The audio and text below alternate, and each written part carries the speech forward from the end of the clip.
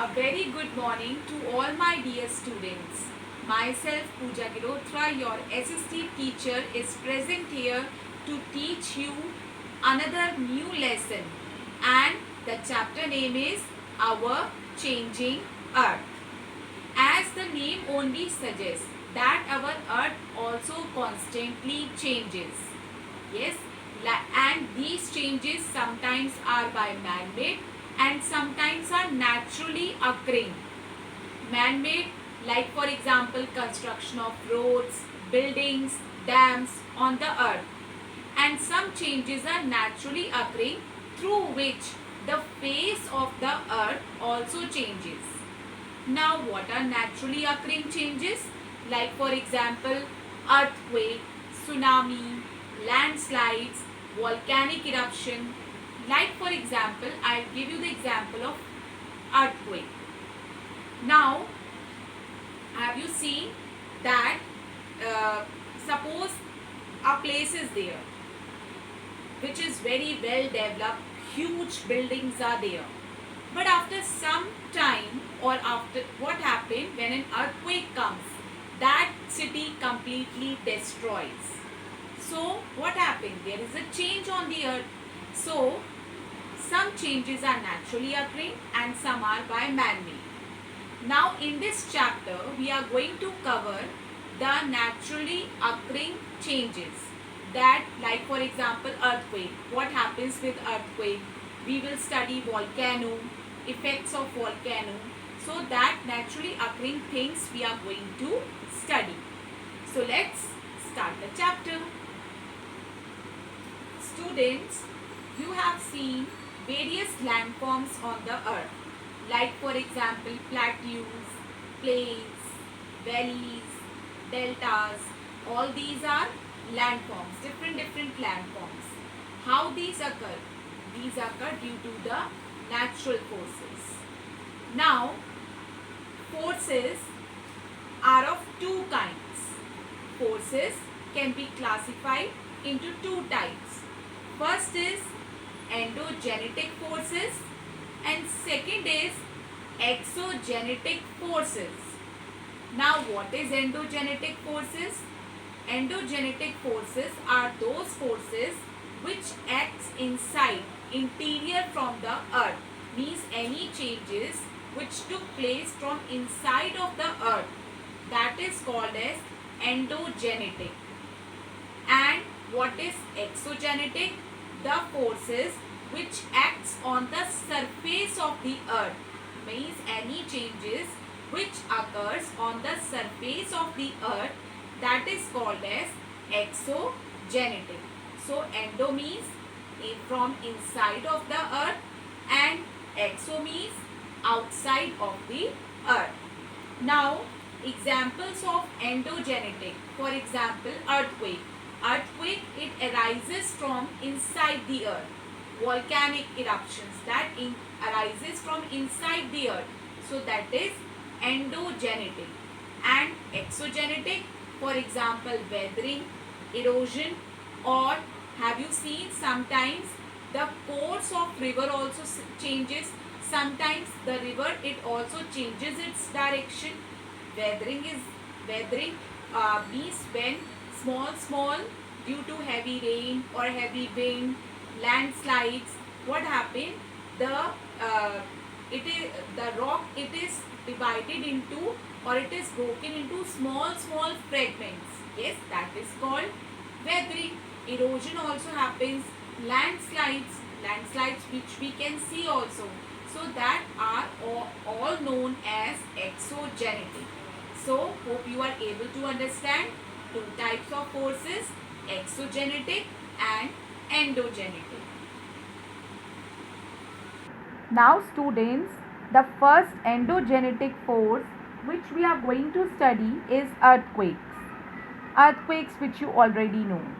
Earthquakes are vibrations that move through the earth and over its surface, means the vibrations which originates from interior of the earth.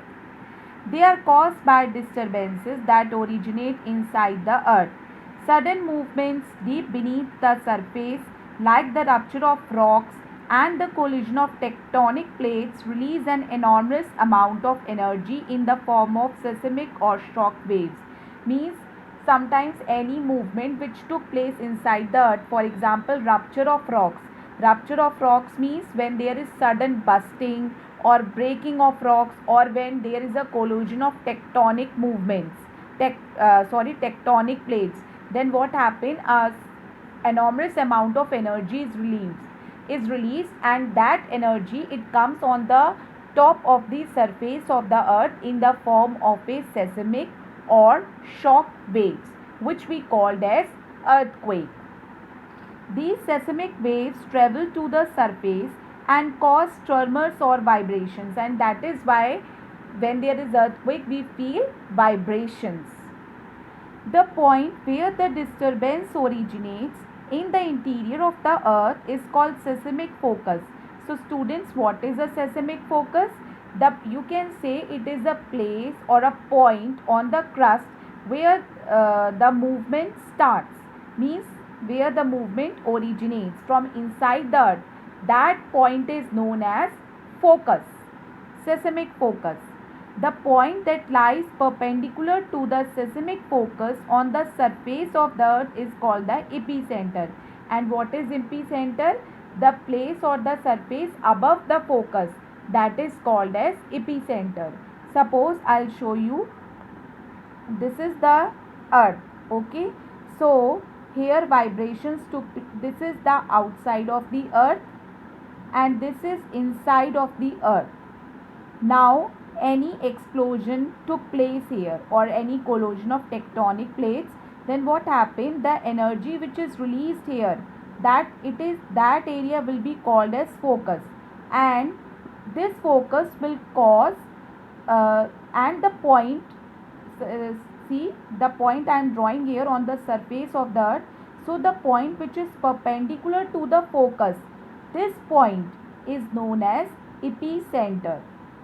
Epicenter, where the epicenter, the place or the surface above the focus. So this will be the focus where it started, and this will be the epicenter perpendicular to the focus.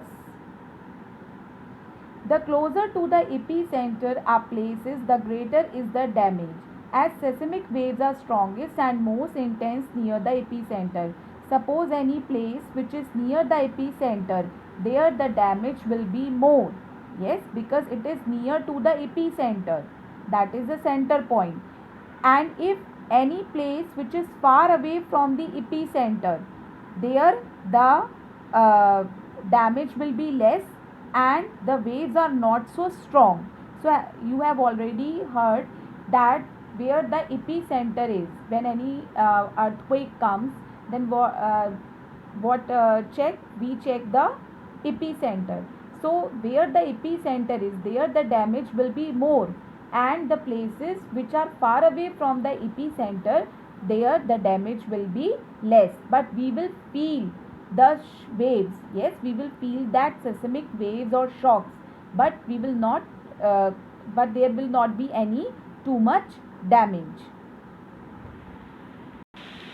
So the waves weaken as they move away from the epicenter.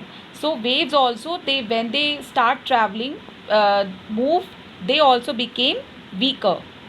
So the farther a place is from the epicenter, the less is the damage. There are two types of seismic waves. Now seismic waves are of also two types, that is surface waves and body waves. Surface waves travel across the surface of the earth. What are surface waves? Which we feel also and which travel on the surface of the earth.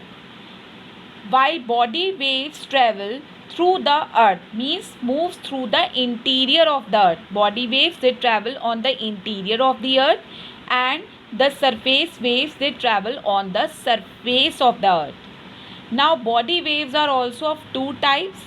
First is primary waves, which is called as P waves, and secondary waves, which is called as S waves.